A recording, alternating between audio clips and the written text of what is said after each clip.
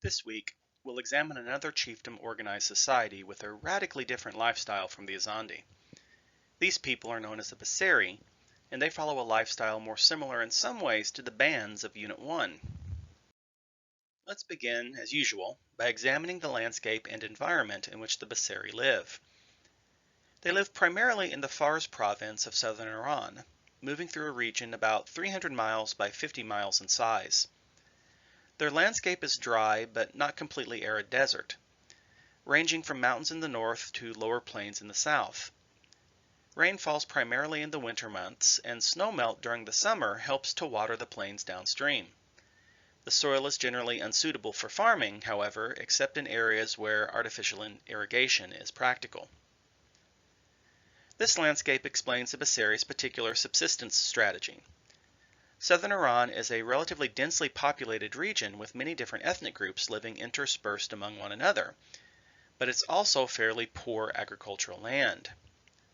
To that end, the Basseri and many other Persian ethnic groups practice pastoral nomadism. This is a subsistence strategy focused on the keeping of livestock, in this case mostly sheep and goats. Pastoral nomads can move their flocks across the landscape seasonally, following water and pasturage as it shifts with the calendar. Whereas sedentary farming communities in the same region are restricted to only those places where irrigation is possible, the nomads can exploit a much larger portion of the landscape. Farmers must bring water to their rooted and immobile plant crops. Nomads can take their mobile herds to the water, making the whole process much more efficient.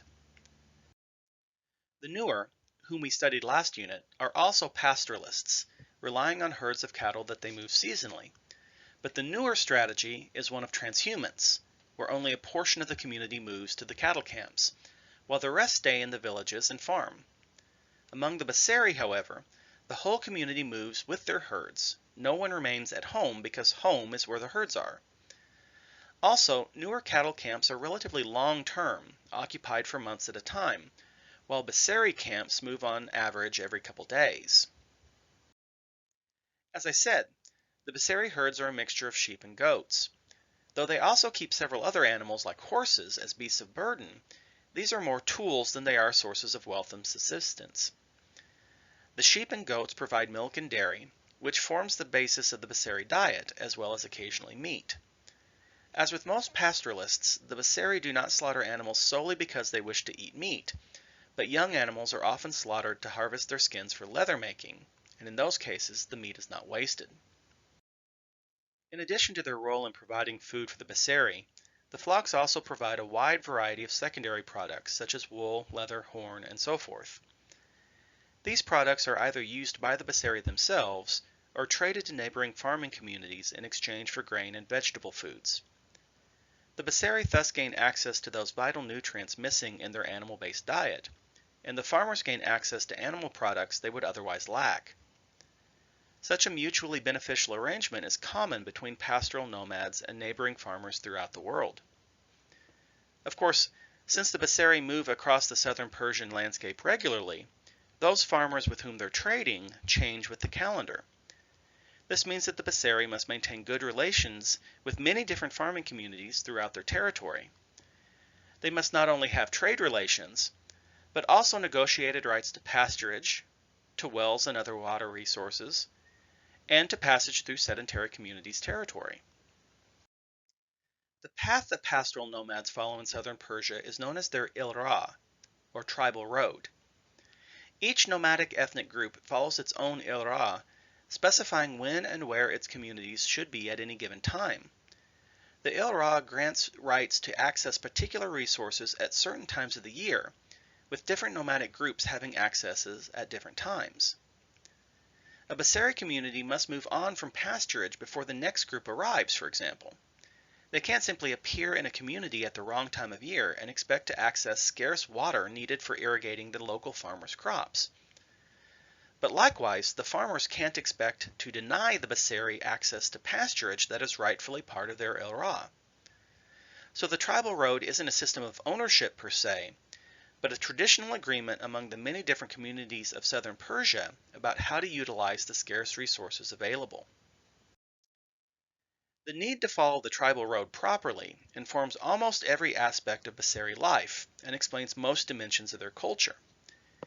There are about 16,000 Basseri total distributed across a couple hundred camps. Each camp forms its own community that moves more or less as a unit, but each camp follows a different path along its tribal road. The rules of the Ilra specify the earliest a camp may arrive at a particular pasture and the latest they may stay, but beyond that, the travel plans are left to the members of the camp itself. Camps move northward into the mountains in the summer as the southern plains dry out, and southward in the winter as the northern pasturage turns too cold. Camps aggregate together in the spring and summer when resources are plentiful, and they tend to disperse in the winter into smaller clusters.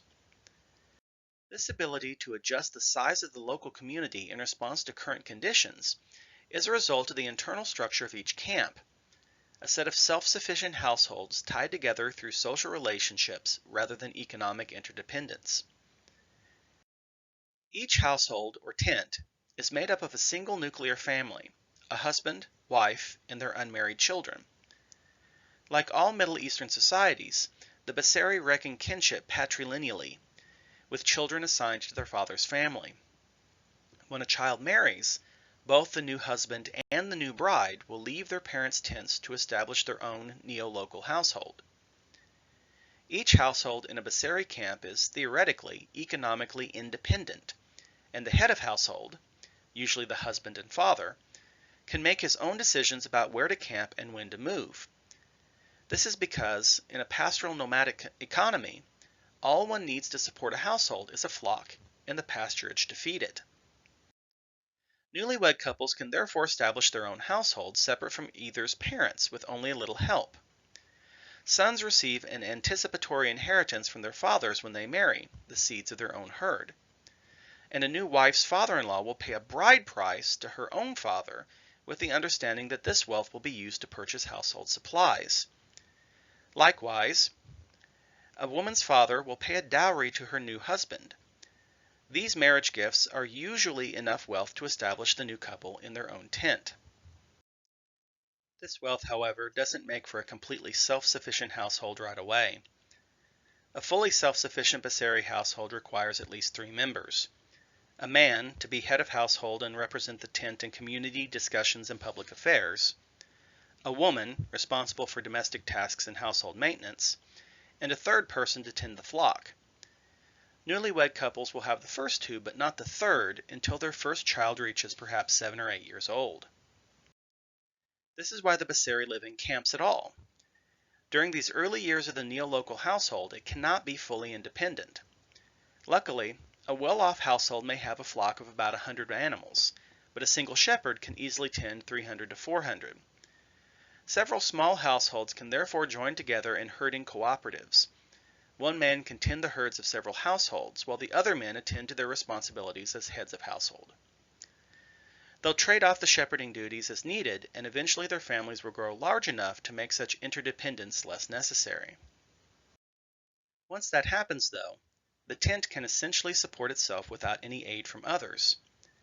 This means that, if an intractable dispute arises between 2 households within the same camp, there's little stopping one or both households from simply moving away, taking their herds to some other spot along the tribal road and going it alone. Moreover, since the camp moves to a new campsite every few days, these opportunities to leave arise regularly. Fredrik Barth, the anthropologist most associated with the Basseri, notes that this means the Basseri make conscious decisions to reconstitute their communities every few days. In a sedentary farming community, the default is for the community to remain intact. It's an expensive and difficult task for a farmer to move away from his neighbors. But for nomads, the difficulty arises in staying with one another, choosing when and where to move as a group while satisfying everyone's conflicting desires. Basseri camps can and do split apart as individual households vote with their feet and move apart from one another. However, by and large, the camp is a relatively stable community. How is this the case? What ties everyone together if not economics? The answer is marriage. The Basseri are patrilineal, and these family lines are exogamous, but the camps themselves tend to be endogamous. That is, while one's spouse must belong to a different family, they usually belong to the same camp. Fathers arrange the marriages of both their sons and daughters with little attention paid to the desires of the children themselves, but with a lot of concern for alliances between families. In-law relationships, what anthropologists call affinal kinship, are extremely important socially, and marriage is understood to be primarily about an alliance between two extended families, not a union of two individuals. To this end, the Basseri practiced a variety of marriage customs intended to weave a dense web of affinal kinship relationships between tents in the same camp. For example, they practice sister exchange, where siblings in one family marry siblings in another. This creates two sets of affinal ties, but keeps the extended families balanced in terms of membership. They also practice Levirate and Sororate. If a husband dies, the man's brother will marry the widow, his own former sister-in-law, in a practice called Levirate. If a woman dies, her sister will marry her own former brother-in-law. This is called Sororate. In both cases, the death of one individual jeopardizes the affinal alliance between families because the death dissolves the marriage. A replacement marriage is quickly created to preserve the alliance. Because the Basseri are Muslims and Islam allows for polygyny, Levirate is more common than Sororate. An already married man can take on another wife when his brother dies. But polyandry is forbidden in Islam, so an already married sister can't take on another husband. In that case, Sororate simply doesn't happen. These marriage practices tie households into a dense web of affinal relationships and make it much less likely that a single tent will move away. The costs of leaving are not economic, as they might be in a farming community where help in irrigation is essential. Instead, the costs of going it alone are social, isolation from friends and family whom one is connected to in a variety of ways that are very important. The politics of the Basseri people are something of a contradiction. In some ways, they're very egalitarian, but in others, they're clearly hierarchical. The textbook repeatedly refers to the Basseri as a tribe, but this is a slightly different usage of the term than I've been using in this class.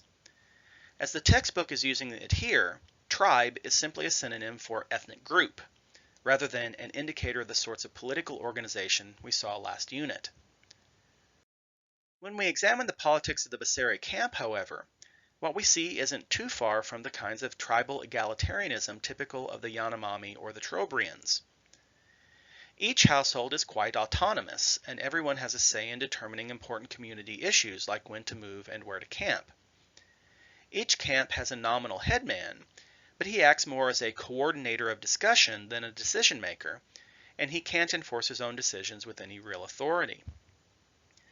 These headmen, however, are where we start to see some non-egalitarian dimensions to Basseri politics. The position of the headman is often inherited, though not always, and every headman must be endorsed by the Basseri chief. The chief of all Basseri is, of course, the strongest reason to study the Basseri in this unit on chiefdoms. Like all chiefs, he is a full-time political specialist, meaning he isn't involved in tending his own flocks or providing subsistence for his own household. He and his family are considered by the Basseri to be qualitatively different from everyone else, and uniquely qualified to exercise authority over all the other Basseri people. Theirs is thus a rank society, even if the ranking is mostly flat outside the chief's own family. The chief serves three essential functions in Basseri society. First, it is his responsibility to allot pasturage and coordinate migration routes among the many camps. That is, he ensures the Ilra is followed properly. Second, he adjudicates disputes among Basseri that cannot be settled at the local level, disputes that involve multiple camps, for example. Thirdly, the Basseri chief serves as a single representative of the Basseri people to all outside groups. Like the Azandi chiefs, the Basseri chief sets policy for his people at the top of the political hierarchy. He passes these instructions to the camp headmen he has either appointed or endorsed, who are expected to implement these policies among their communities. However, unlike Azandi subchiefs, the Basseri headmen have no authority of their own separate from the chief. They're more communication channels than subordinate decision makers. The chief is the only Basseri who has the authority to command another and compel his action. To fund his household and diplomatic activities, the chief has the power to tax his people, which makes him and his family the wealthiest Basseri. They also do not follow a continuous migratory pattern like most other Basseri. Instead, they maintain a permanent household in the Iranian city of Shiraz, a sort of embassy for the Basseri people. Other groups like the Iranian national government in Tehran can always locate the chief or his representatives at the chief's home, rather than having to track them down in the desert. Aside from the chief's power to command them, the two things that separate him most from his followers is his wealth and his sedentary lifestyle. These two are likely tied together, as sedentarization and wealth are often linked among pastoral nomads. For such communities, wealth is traditionally measured by the size of one's flock, but in some cases one's flock can be radically reduced through no fault of his own. For example, a flash flood during winter rains may kill many animals, or a sickness may arise. When a man grows to be quite wealthy, therefore, there's a temptation to convert that wealth into a more reliable form, that is, to sell some livestock for cash. But carrying large amounts of cash is dangerous, and it has no practical use value unless it's spent for material goods. So wealthy Basseri tend to accumulate possessions, and these are hard to move with. Rich men are likely to settle down in a permanent residence. Meanwhile, on the other end of the spectrum, the poorest Basseri are also likely to settle down. If a relatively poor man loses his flock, perhaps through no fault of his own, he still can't remain self-sufficient as a nomad. He may choose to settle in a village and take up wage labor. In recent decades, more and more Basseri and other South Persian nomads have been settling down in cities. This is partially due to the economic factors we've just looked at, and partially due to government policies that discourage nomadism. After all, a nomad with no firm address is harder to police, to tax, and to provide essential services to. For governments dominated by sedentary ethnic groups, such as the Iranian government, nomadism just makes their job much harder. Nevertheless, the majority of Basseri are still traveling their tribal road, northward in the summer and southward in the winter. This is a lifestyle they followed for as long as anyone can remember, perhaps for thousands of years. It's likely they'll continue to do so for many years to come.